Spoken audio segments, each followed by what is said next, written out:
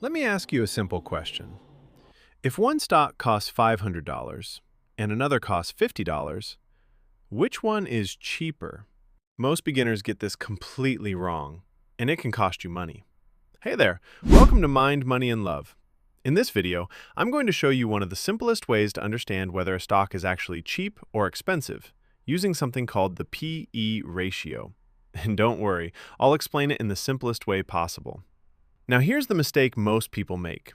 They think a lower share price means a cheaper stock. But that's not true.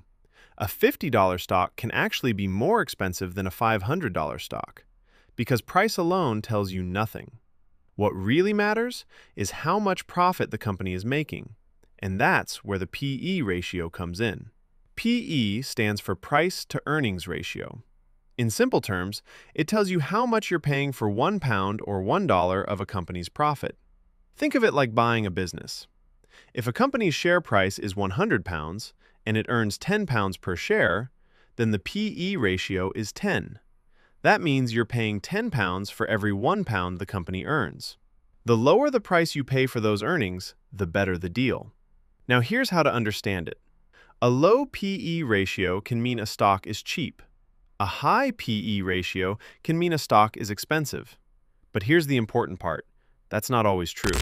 Sometimes, a high P/E ratio simply means investors expect strong future growth. Let's look at a real example. A company like Tesla often has a high P/E ratio because investors expect it to grow rapidly in the future. On the other hand, a company like Coca-Cola usually has a lower P/E ratio because it's stable but not growing as fast. So Tesla represents growth, and Coca-Cola represents stability. And this is why context matters. Here's where most beginners go wrong. They assume low P/E means undervalued, high P/E means overvalued, but that's not always the case. A low P/E stock might actually be struggling, with declining profits or weak future growth. And a high P/E stock might be growing fast, innovating, and dominating its industry. So the P/E ratio is just a tool, not the full picture. If you remember just one thing from this video, remember this.